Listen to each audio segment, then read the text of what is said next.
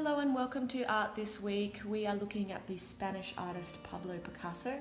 Now he worked across a lot of different art forms. He liked to use painting, drawing and as well as sculpting with clay. Now he's famous for his cubist or abstract artwork. So things look a little bit wonky, but they're always very, very colourful and very beautiful. So this is the artwork we are looking at today. It's called Main aux Fleurs in French, but translated that means hands with flowers. So you will be drawing a bouquet of flowers and also your hand. So to start with, you need a bit of paper and a pencil. So I'm going to start by tracing my hand, which will hold the bouquet of flowers. So put it flat on the paper and spread your fingers, and you need to hold it still. Hold your pencil upright so it's nice and straight up, and press down. Now if this is a bit hard, you might get someone to help you that's in your house or at school. Now my ring made a bit of a bump, but that's okay. So my hand is here and that's going to be holding my bouquet. So I've got a green marker, you could use a pencil as well, and I'm going to draw the stems of my flowers. So they're going to go behind my hand, not in front because I'm holding them. So I stop whenever I get to a finger and I go behind it. It's in the background. So I'm going to stop for a minute and I'm going to trace over my hand and do it in a nice black outline, just so it's a bit easier for me to see and it will help guide you as well. So just neatening up any of the wiggles that my hand might have done, so it's a lot easier to see that now.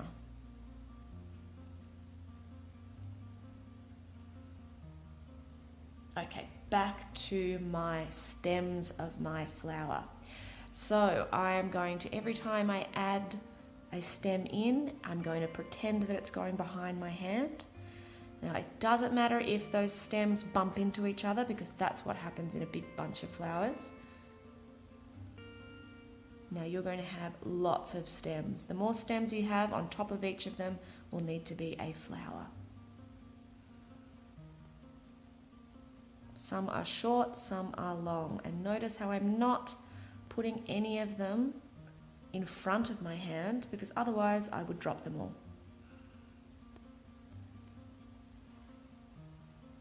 Nice big tall one here.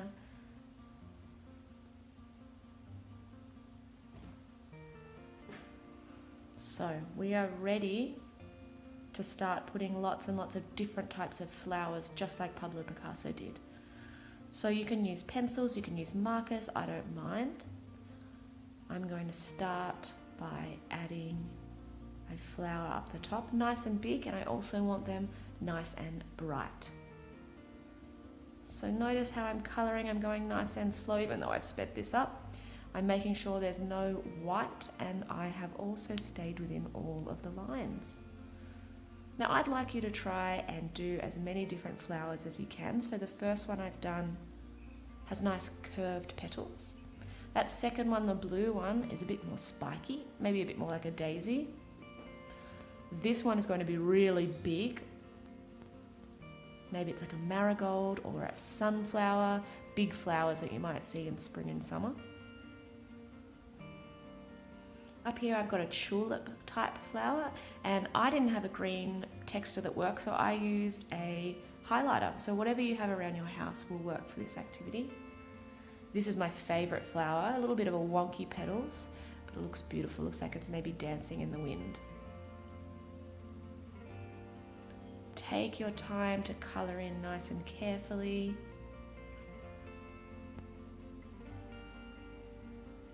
And don't forget the inside of your flower where the bees will collect honey. This one has a little bit of pointy petals, and notice how it's behind the other flowers. So that means I am going not draw on top of the tulip and that wavy flower. I'm just leaving a little bit of a gap so it looks like it's behind it. Adding in another little stem here because I think it needs a big flower in the middle. Nice curved flower on this one.